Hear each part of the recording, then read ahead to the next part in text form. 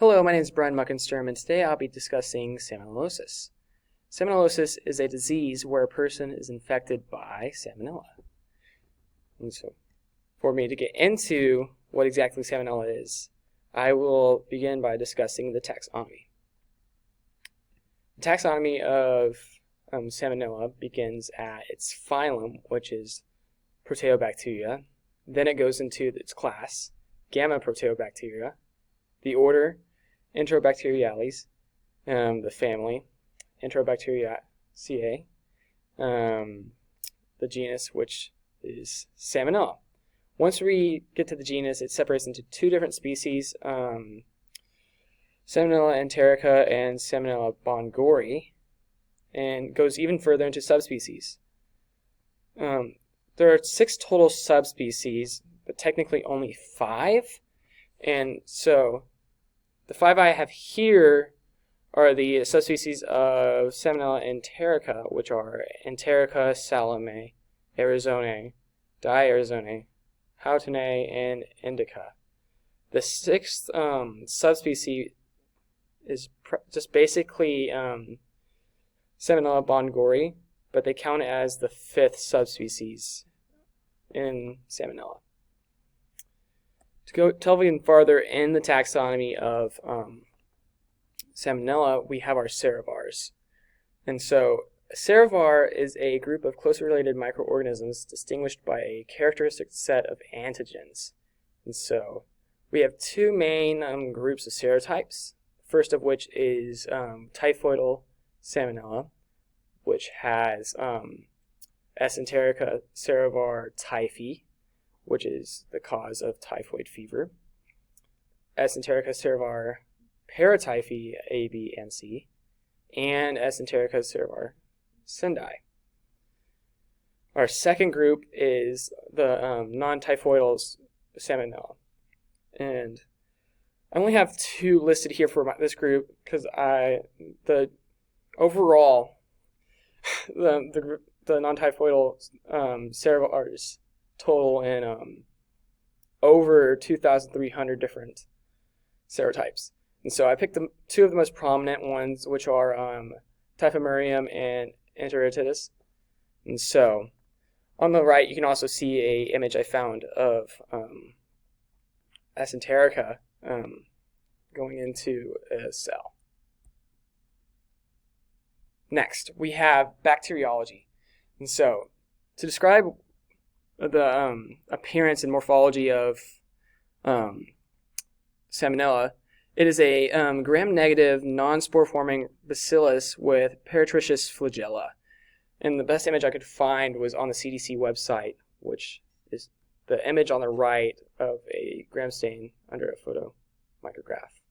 And so, generally, Salmonella is a facultative anaerobe that prefers the temperature of 98.6 degrees Fahrenheit and a pH between 6.5 and 7.5, but there's some other ranges that it can withstand, shown on this slide.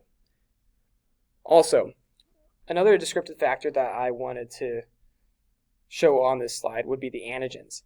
So, Salmonella possesses 3 distinct antigens, which are antigen O, antigen H, and the antigen VI. Antigen O demonstrates the O polysaccharide. Antigen H shows the flagellar protein, and then the antigen VI is the virulence capsular polysaccharide. So for the VI antigen, it's only expressed in Serovar typhi and Serovar paratyphi C. The way that Salmonella transmits itself from person to person, animal to person, whatnot, is through the fecal-oral route. And so the way it does it is generally the most common way that it happens is through the contamination of food and water, but it also does it through direct animal contact and even more rarely through the person-to-person contact.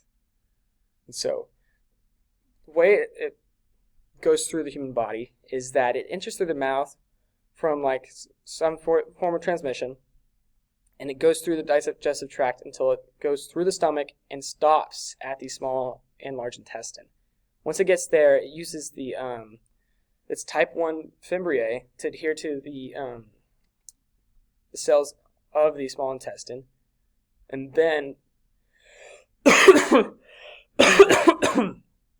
uses a type 3 secretion system to directly inject bacterially encoded effector proteins into eukaryotic cells. And once it does that, it begins a process seen on the right in my image, where the proteins cause the actin to reach out and engulf the bacteria, causing it to come inside the cell in a vacuole. And still, the proteins still work against the phagocytosis of bacteria by stopping the lysosomes from digesting the bacteria, which allows it to replicate inside the cell and cause the infection. Some symptoms seen in Salmonella, or the most common ones, are diarrhea, fever, and stomach cramps, which makes sense for a digestive tract infection. Some other symptoms that can be seen are nausea, vomiting, and headaches. And generally, these symptoms begin within 6 hours to 6 days of infection and tend to last 4 to 7 days. And generally, for these type of symptoms, like the vomiting and diarrhea, it's best to stay hydrated, especially with this one. The biggest thing for this disease is to continue to stay hydrated because of the continuous loss of water. When considering the symptoms, people that are at high risk are generally infants who haven't been breastfed, which basically means they haven't been given their immunity from their moms, and then children under 5 years of age, and then adults over 65 years of age, and even the immunocompromised tend to be at risk. And some other factors that can also cause more risk to these people and everyone else will be generally the time of the year and then some of the medications that people take. Generally, the time of the year that really affects whether the risk is high or not will be during the summer months, like June, July, and August tend to have the highest risk. And then medications like antacids, like as seen here, the Tums, can cause you to be at higher risk for Salmonella. Current diagnoses that help identify Salmonella will be the most common one is the stool sample, but some other options for when it becomes more severe are a blood culture and a bone marrow culture. Like for the diagnoses, there's a common way to handle a treatment for Salmonella, which is to not really provide anything for it.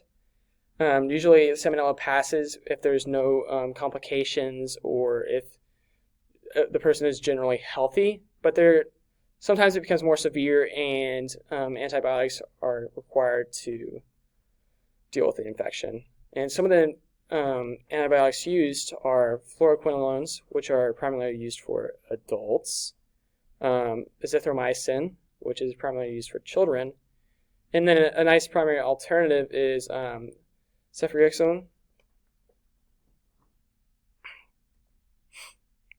Some major outbreaks seen for Salmonella are the one in 1906 and the one in 2009. In 1906 was the biggest outbreak, which was seen from Mary Mallon, who is an asymptomatic carrier in New York and whose occupation was a chef. So she would go from house to house cooking for people and ended up actually transmitting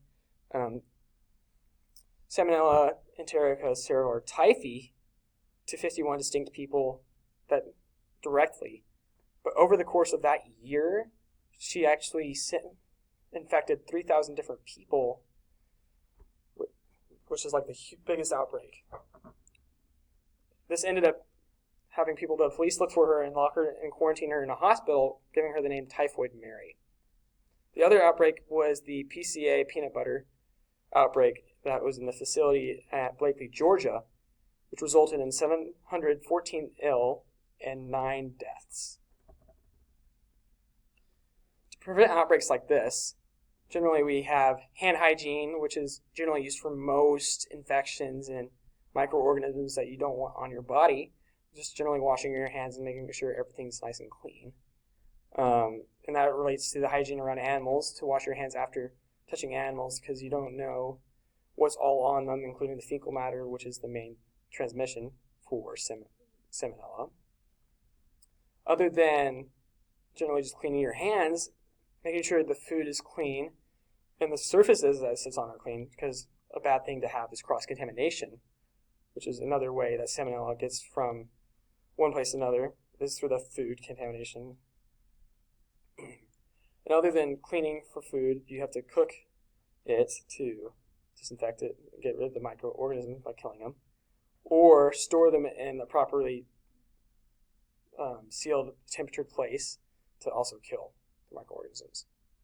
Other than that, just avoiding things that could possibly contain the bacteria, like unpasteurized foods and lake or pool water.